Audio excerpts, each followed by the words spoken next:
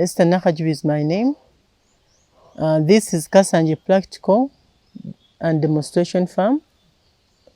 I'm a director, and I would like to take this opportunity to appreciate UBC for coming to visit us, for sparing some time and coming to work with us and to promote us.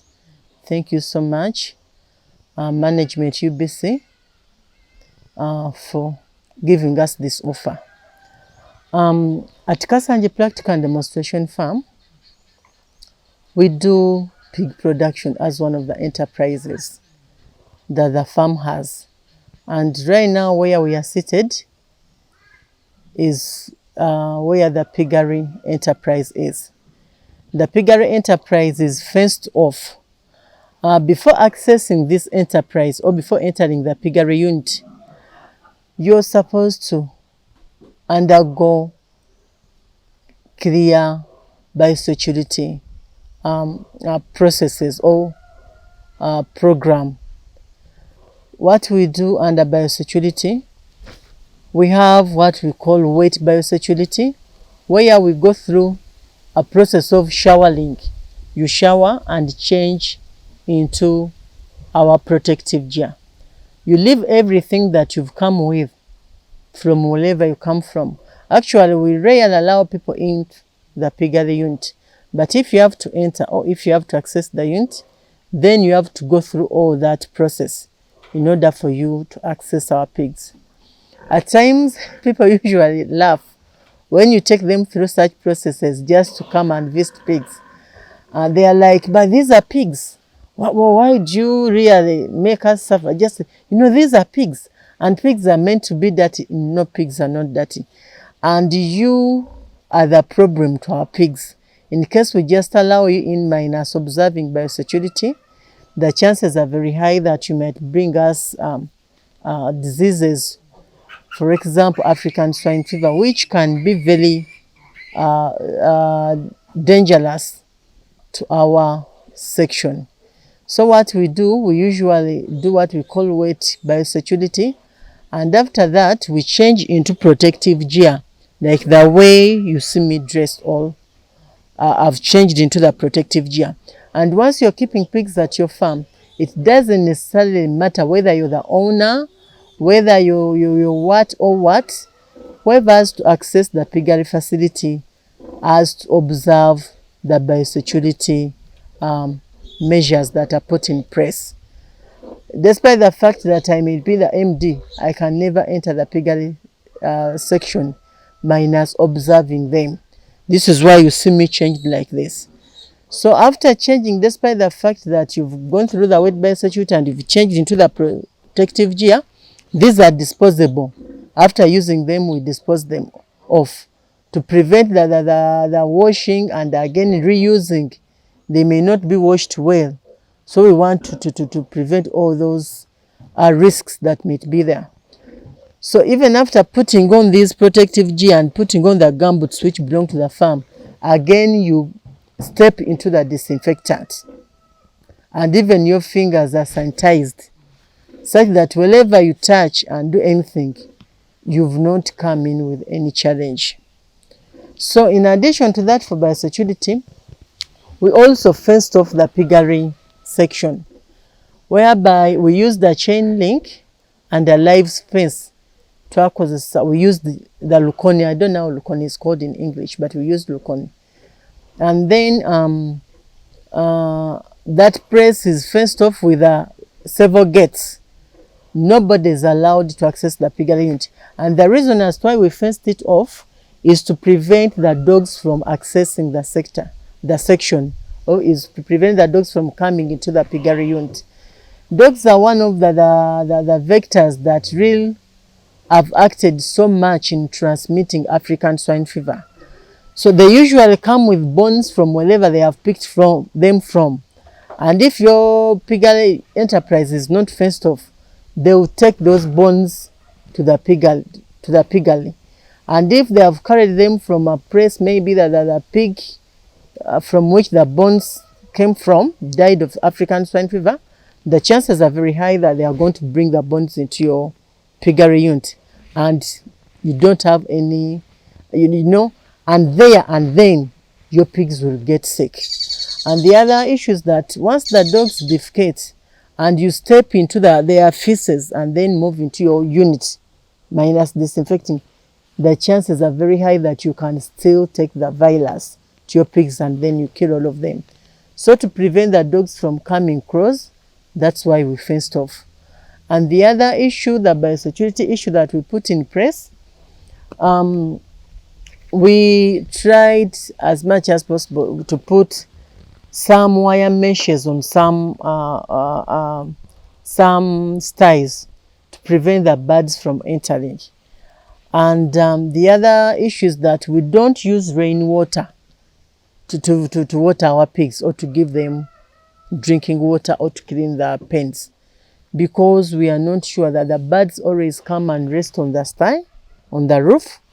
So if you use the rainwater, the chances are very high that you might infect your pigs. So what we do still as a biosecurity measure, we use water that we get from a shallow well, which we dug. Water from down there is very safe. We know it has not been contaminated by anything. So we are sure of having proper biosecurity there. Then here at Kasanje Practical and Demonstration Farm, we keep Cambra. The breeds we keep are Cambra and Duroc. The Duroc we imported Duroc males from South Africa, actually from Denmark, but they referred us to their branch in South Africa. So we imported them from Denmark, and these are the ones from which we collect semen, which semen we sell to farmers, and we also use to inseminate our females. About that semen, I would like to make a clarity. People have got a tendency of saying we don't use artificial insemination because we get a smaller litter size. Litter size is the number of piglets that a mother will follow or will give you in that particular following, or in that particular, when it produces that parity, the number of pigs it will give you. So people have a tendency of thinking that whenever you use artificial insemination, you get very few piglets, which is not right. And believe me, you've seen it. All the females here we inseminate using semen, Duroc semen, and even the semen from the hybrid boas I've showed you. We usually get 13, 15 piglets born alive. So I want people to understand that the success of AI depends on the quality of semen you've produced. Our semen here is so good, it is fresh semen, and we make sure that its quality is very important, because its quality contributes to the number of piglets that are going to be born. And the other issue we do here is that we encourage use of, we adopt what we call a AMPM rule. This is where we do double insemination.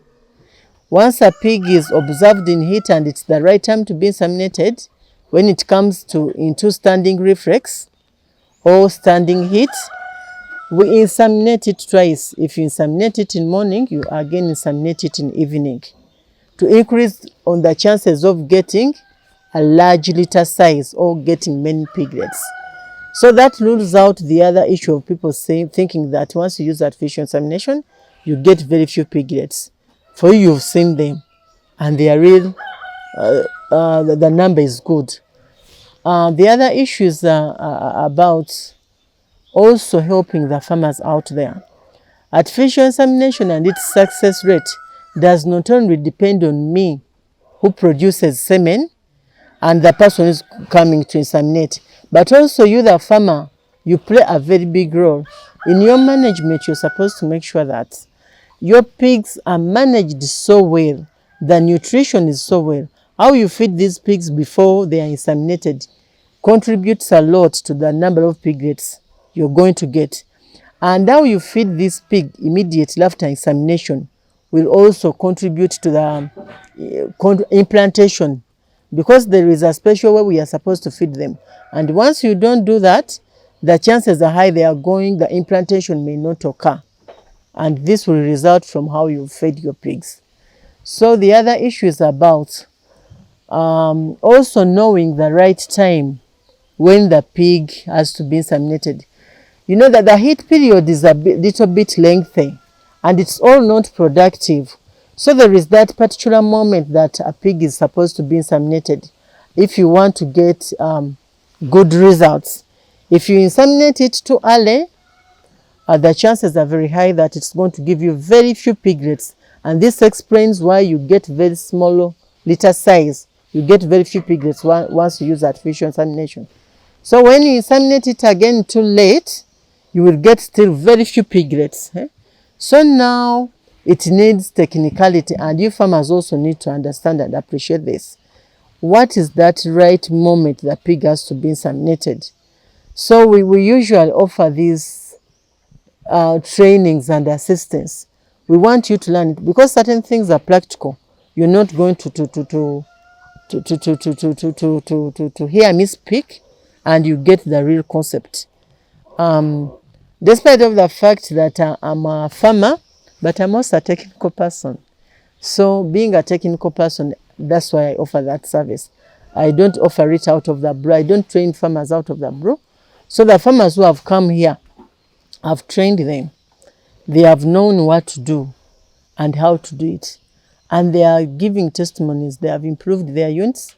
They have improved the way they have set up their structures because of that training. So every time we call upon that training, that there is a training in pig production, we usually have organized trainings for one day. We can organize it. It depends on you. If you have you need to be trained for a full week. Your workers, they come get hands-on. That one can also be offered.